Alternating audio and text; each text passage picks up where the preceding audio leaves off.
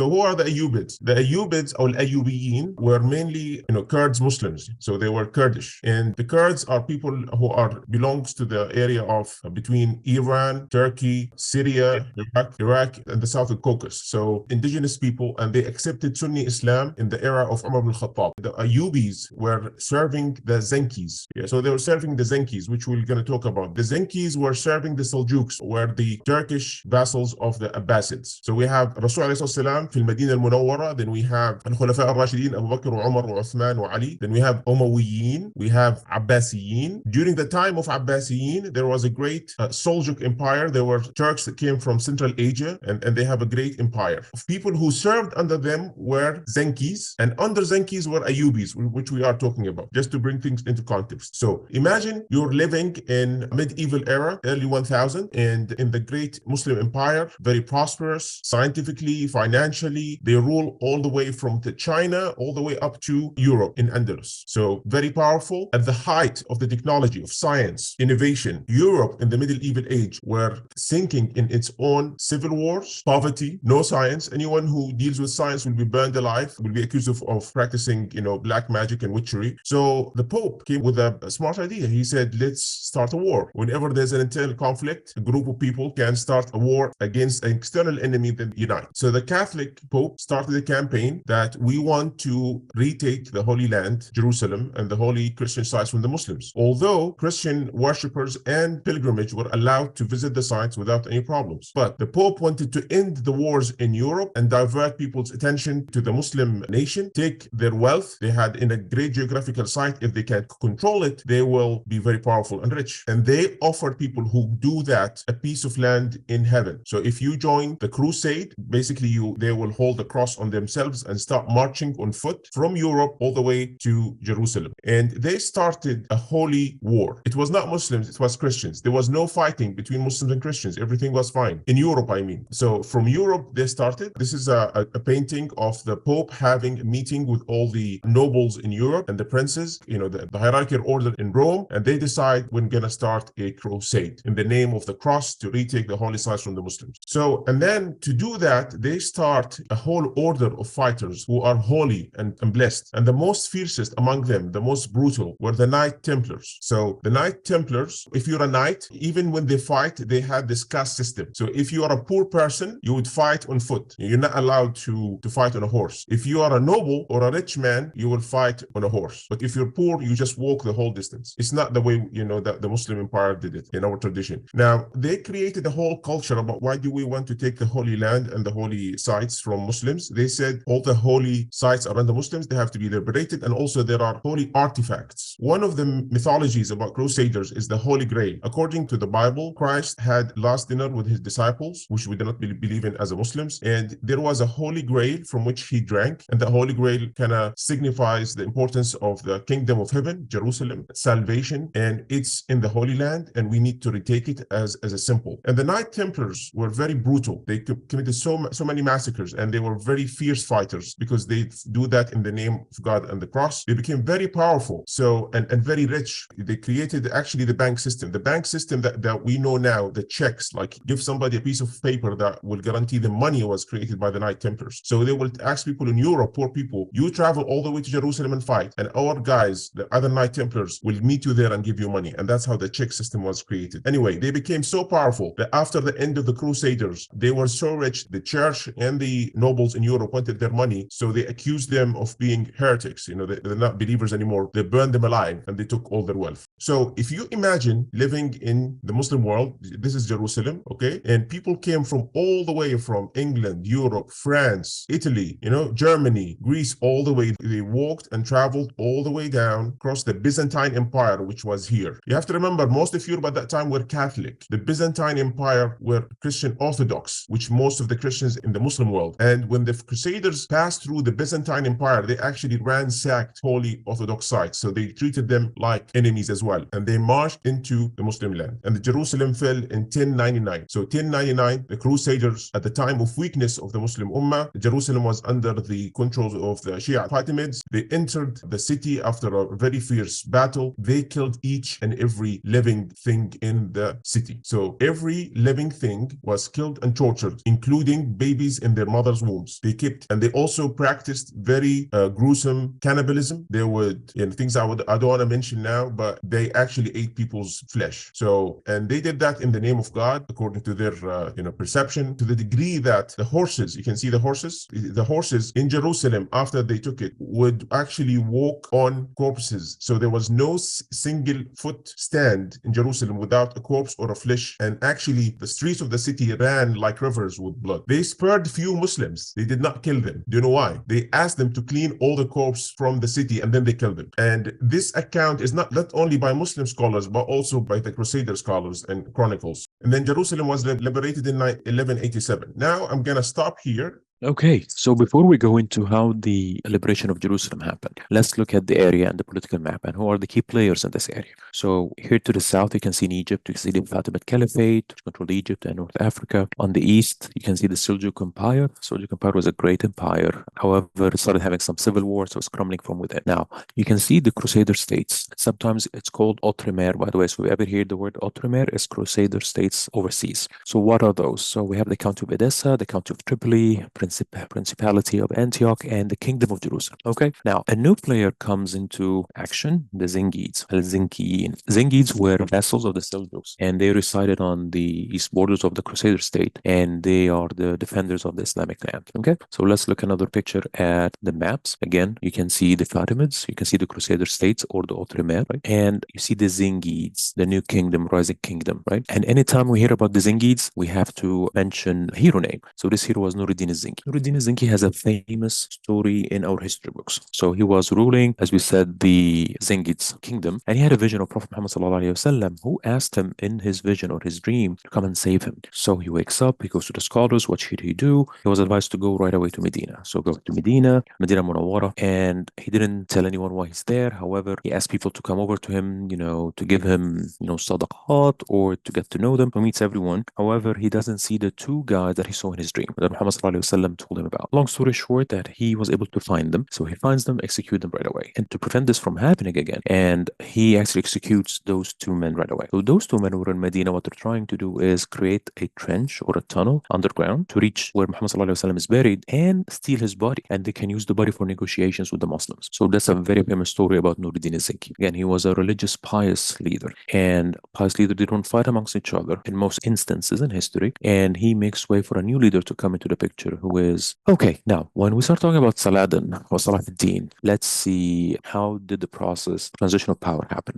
So first of all, Salah ad-Din was not an Arab, he was a Kurd, right? And that would take us to Hadith of Muhammad sallallahu alayhi wa sallam. He says, Ya ayyuhan nas, ala inna rabbukum wahid, wa inna abakum wahid, ala la fadl al-Arabi ala a'jami, wa la al-Ajami ala Arabi, wa la ahmar ala aswad, wa la aswad ala ahmar illa bitaqwa. So what the Hadith says in English is, O people, certainly your Rabb is one, your father is one. An Arab has no virtue over a non-Arab, nor does a non-Arab have a virtue over an Arab. A red-skinned person is not more virtuous than a dark-skinned person, nor a dark-skinned person more virtuous than a red-skinned person, except for taqwa. So this is the caliber that Allah is looking at us by, right? So Salah ad-Din, as we said, he's not an Arab, he was a Kurd. He learned Quran when he was a kid. He learned mathematics, he learned philosophy, he learned law. So education give him credit to grow up as a leader. So he was a rising star since he was 13 years old. He started showing some leadership skills. He was a strong warrior. So now what happened is that, if you remember from the last episode, the two viziers in Fatimid Caliphate were fighting, Shawar and Durgam, and one of the viziers, to establish his power, one of them asked help from the Crusader state, the other asks help from Nuruddin al-Zengi. So what happens? Nuruddin al-Zengi sent his army, and he endorses the vizier who asked him for help and kicks out the Crusaders. Now Nuruddin al-Zengi leaves a vassal of his, Nuruddin Shairako, who is the uncle of Salah ad-Din. Salah ad-Din is with his uncle. Salah ad-Din starts rising into power, and he becomes the vizier eventually. And his rank keeps going up until he becomes the Grand Vizier, and he was able to change the Egypt from being a Shiite state or Shia state into a Sunni state. And this was the end of the Fatimid Caliphate, and a new Ayubid state is established in Egypt. Now Nuruddin al-Zengi dies in Syria. When Salah ad-Din actually annexes or adds to his kingdom the Syria, he takes over after, and he takes over Hijaz, which is Mecca and Medina, and the holy sites, together with the Emperor. So Salah ad-Din starts uniting the Muslim land. The economy in his era is booming. He takes care of education. He teaches the Egyptians, he teaches the Syrians, teaches the Muslims or non-Muslims. He teaches, so he takes care of education in his kingdom, right? He starts building strong army, takes care of the navy. So now this is the equation for success: education, faith, of course, faith in Allah, education, you take care of your economy, take care of the army, and the unity of the Muslim land. So what's happening between Salahuddin and the Crusader state? So there is a truce ongoing between them. Let's look at a closer look at the Crusader state. So there is a truce between Salahuddin and the king of Jerusalem. However, if you see here on the east, there is a fortress of Karak, and the leader of this fortress named Renaud de Chatillon. So he's a very famous evil figure in history. What did he do? So this is the caravan way from Syria, from the land of the Levant, all the way down to Mecca and Medina for Hajj or pilgrimage. Same thing for Egyptians. So he used to attack those caravans. They kill Muslims, he imprisoned them, he steals whatever they got. This has been going on. And Salahuddin swore to take vengeance one day from himself. Now, Salahuddin kingdom is getting stronger, getting more established. Even the Abbasid Caliphate is backing him up, being the Lord of Arabia and he's the new Sultan. Now, what happens is in the kingdom of Jerusalem that the king dies, and there's a problem with the line of succession. So and meanwhile, Renaud de Chatillon creates another attack against the Muslim world. So a war is going to happen. Salahuddin starts moving his army to protect the Muslims. The new king starts creating an army as well. There's a new king coming into power. He creates an army, and even they take the Holy Cross where they believe that Jesus was crucified on. Of course, Muslims don't believe that Jesus was crucified, right? Crusader army starts moving all the way to Hutin. Now, you have to be, from Salahuddin perspective, there is a faith. So he asks for Allah for victory to back him up. He has already have his army established, strong, have the wealth and so on and so forth. But more important, he is using his wisdom. How is that? So first of all, this happened in the summer. So it's the army is walking in the desert or marching in the desert, is scorching hot. And what Salahuddin does, that along the route, he starts putting bushes on fire. So it creates even more heat. Why is he doing that? To help the Crusader state consume more water, to finish the water. And now the army has to go into a certain route to go to the closest city, which is Hutin, to get water. He cuts the way before they reach Hutin. And by doing that, the Crusader army is thirsty, weak, exhausted. Perfect time. So battle takes place and he is victorious. And the Crusaders are defeated. Army is defeated. The king of Jerusalem is captured. Other leaders and princes are captured as well. So as a sign of mercy, Salahuddin gives his prisoners water. However, except for the one guy who he swore to take vengeance from, the Renaud de Chatillon, who kills them right away because he spilled the Muslim blood early on. So Salahuddin left a legend, not only in the Muslim world, even in Europe. So he united the Muslim land, united the Muslim world together. He never broke a truce. He was merciful on his enemies. When he took over Jerusalem, he asked everyone to leave peacefully. He didn't spill any blood. He was a man of honor, and he was able to liberate Jerusalem 88 years after the occupation. So we watched the video on how Salahuddin, unified the Muslim nation, how he started by developing schools, universities, judges, establishing the civic society. So when people are divided, poor and ignorant, they cannot do anything. So you have to empower people with faith, vision, respect, education, and health. And then they can change the situation. And you can see how he held himself to the higher moral grounds. Even when his enemies were truce breakers, he never broke a truce. And moreover, remember we talked about when Crusaders entered Jerusalem, 90 years. Crusaders stayed in Jerusalem for 90 years, 90. They started their rule with massacre. They killed every living thing, and they practiced cannibalism and torture. When Salahuddin captured or, liberated Jerusalem, what did he do? Did he do the same thing? Did he committed the same atrocities? No, he didn't. So you can see in this painting, the Knight Templars, the fierce, like special forces, the Marines, like the elite forces of the Crusaders, they came and gave him their swords and the keys to the city. So Salahuddin enters Jerusalem soon after Hutin. So he demolishes all the Crusader military power, and he takes Jerusalem after a long siege. When he enters Jerusalem, they surrender their arms, as we can see here on the left side, and he does not kill any person. That's it. You surrender your arms, and he even allows them to take their positions with them. Although 90 years before that, they ransacked the city, he allows them to take their personal belongings with them. And he says, you have to leave. We're not going to harm you. And then he goes to Al-Aqsa Mosque, and he orders men to mix rose water with water, and he cleans and purifies the mosque, because the Crusaders have turned the Al-Aqsa Mosque into a stable for their horses. So they had, horses, feces and human remains and all that inside the mosque. So he cleans all of that with water and rose water. And then he orders rose petals to be thrown over. And he would have built a stairs from which he's going to make the first khutbah. And that stairs was built 30 years prior to going to Jerusalem. So he said, I'm going to build a stairs I'm going to take with me. I'm going to put inside Al-Aqsa Mosque to make the first khutbah when we enter Jerusalem. And he entered Jerusalem on the day of Al-Isra al-Mi'raj. And he had faith in his cause that he built that ladder or that stairs 30 years earlier. That's called commitment. That's called faith. That's called, perseverance, persistence. And he goes and make the first khutbah on the day of Isra al-Mi'raj on Friday. Glorious. The Crusader Templars and the Knights, they leave the city. Some poor Crusaders remain and they have no money to travel. Salah ad-Din gives them money from his own account and say, here's your money for you if you want to leave. Some of them with this charity, they actually decide to stay and become Muslims. And Salah ad-Din does not put them as prisoners. He does not torture them. That's the beauty of Islam. We do not take revenge, but we achieve justice. And we teach the others the meaning of justice. Therefore, Salah ad-Din till this very day is celebrated, even in the most radical, accounts of the Crusader and biased and radical accounts of the Crusader wars as being a very noble man, a noble Muslim warrior, because he was a man of his word. And in popular culture, we are, the Kingdom of Heaven, the very famous movie, Salah ad-Din is portrayed in the same picture. So after Salah ad-Din, unfortunately, all glorious people, their glory cannot be maintained because that's a cycle of life. You cannot be strong forever. So the nation, the Ummah was weak. That's why Jerusalem was taken. 90 years later, they gathered themselves. They built themselves, with faith, with knowledge, with strength, with health, with education, and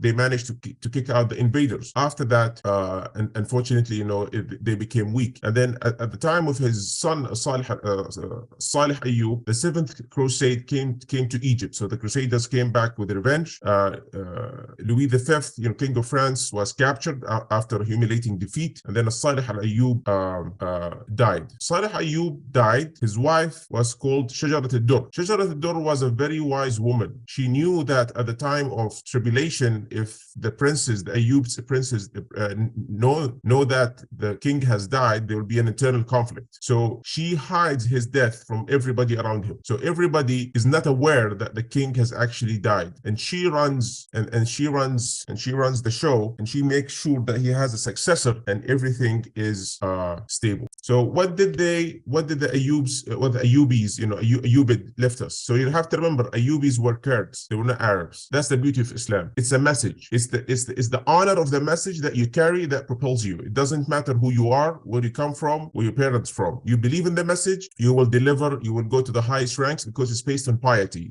As long as you are very sincere in your cause, Allah subhanahu wa ta'ala will support you. So that's why we see on the whole generations of Islam, it was carried by every nation that went into Islam, led the Muslim nation. And the Muslim nation as a ummah, as a collectively, had no issue with race, ethnicity, skin color. That doesn't matter. If a person or an individual has piety, has strength, has knowledge, has what it takes to do the job, he or she should be in the leadership, regardless where they come from. So they built, the Ayyubids, like all Muslim dynasties, because they belonged to their ummah. They built monuments that till this very day is still, established, available. I mean, we can see it. The wall of Cairo, they surrounded Cairo with a big wall to prevent, to secure it. Madrasas. So before Ayyub, it was the Fatimid. The Fatimid were very radical Muslim Shia, Madhab al-Ja'far al-Ithna Ashari, and they almost eradicated Sunni Islam from Egypt and Levant, and that weakened the Ummah because it ignited division. Like they coerced people to become Shia from Sunnis. And when Salah ad-Din came, he revived the Sunni faith by establishing schools, education, judges, civic society, justice, education, health. So that built the society again. And we also have, Salah ad-Din citadels or castles or grand mosques. There's one in Cairo, there's one in Damascus, one in Aleppo, Halab, and also even in Jordan, there's a Saladin castle. So they left us with great heritage. The third crusade, the revenge of Hattin, which we all know about, is the Battle of Jaffa. So Salah ad-Din retook Jerusalem 1187. The Pope commissioned Richard the Lionheart, King of England, to come to revenge, the loss of Hattin. So, and he sends Richard the Lionheart, and he goes for a battle for Jaffa, in Palestine, and he fails to recapture Jerusalem. And then they have a peace treaty between the both of them, and that kind of seals the deal. Basically, the Crusaders will do not try to come back like again to retake Jerusalem. However, they remain in the area in Antioch till almost mid 1260 at the time of the Mamluks. Then they leave. Basically, 200 years after their presence in the area, Europe has moved on. It's not that religious anymore, and they have their own battles to fight, and the Crusades becomes irrelevant to them. So they do not support them, and they leave them to their demise. And naturally, the invader will have to leave, and they actually leave.